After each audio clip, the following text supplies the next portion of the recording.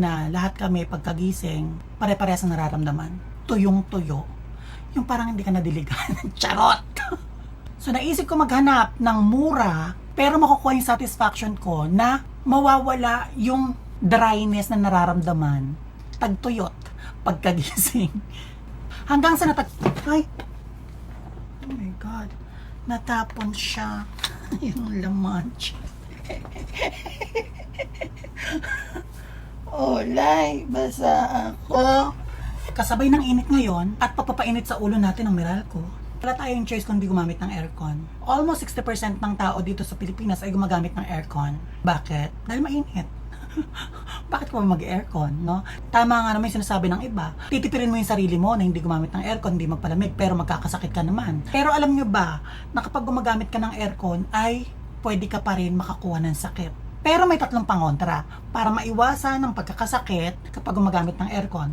Ito ang humidifier, dehumidifier, at air filter. Karaniwan sa mga aircon na bago ngayon ay meron ng air filter. Alamin mo kung ano ba ang kailangan mo. Hindi yung bili ka lang ng bili. Humidifier or dehumidifier.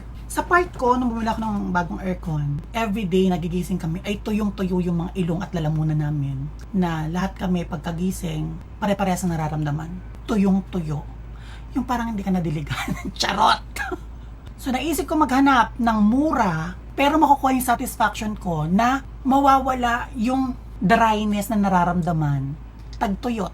Pagkagising. Hanggang sa natagpuan ko si Haier. Ayan. Pasensya na, no? Tinest ko muna siya bago natin siya i-promote para malaman natin kung totoong mabisa. And so far, 2 days si Haier sa akin ay napaka-perfect.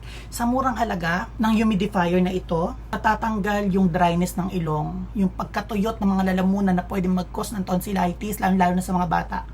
Humidifier para magkaroon ng moist yung sarili nating kwarto habang nag-aircon, no?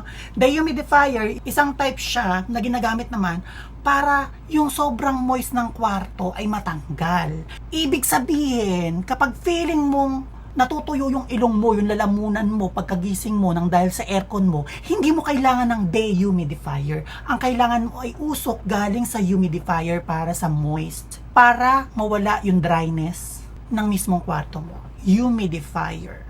Since ang aircon natin ay mayroon naman sariling filter para masala yung hangin, yung usok, yung mga utot, si humidifier Haier na lang ang binili natin.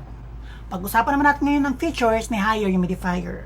3.5 liters purified water na ang pwede mong ilagay dito sa loob ng container na ito. Pwede ka na mag-drops ng essential oil para gusto mo mabango, no, ang paligid mo. Ako, ang binibili ko is mint. Hindi mo siya pwedeng ilagay o ihalo dito sa water mo sa loob, no. Meron siyang sarili niya ng drop ng preferred mong essential oil. So, dito na siya. Dito mo siya i-drop. May sarili na siyang lalagyan. Ang paglinis naman nito ay bubuksan mo lang siya and then okay na siya. Ayan o, ganyan lang siya ka-easy. Meron ako nakaraan na 3-in-1. Ang problema, 6 months lang sira na. Kaya naghanap ako ng bago at natagpuan ko si Haier. Ang pinaka best features dito is kapag ubos na yung water sa loob, yung humidifier kusa nang namamatay, isa siya sa security features ng Haier.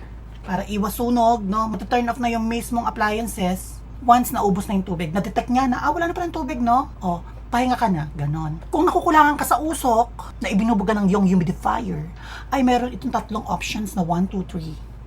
Okay? So ako kasi hanggang 1 lang talaga ako. Ayoko masyadong heaven. So kung feeling mong nagdadry na yung ilong mo at lalamunan mo, wag mo nang tinitiis para maiwasan mong pagpapa-hospital mo, pagpapa-doktor, magkano pa check-up mo. Ito lang ang need mo.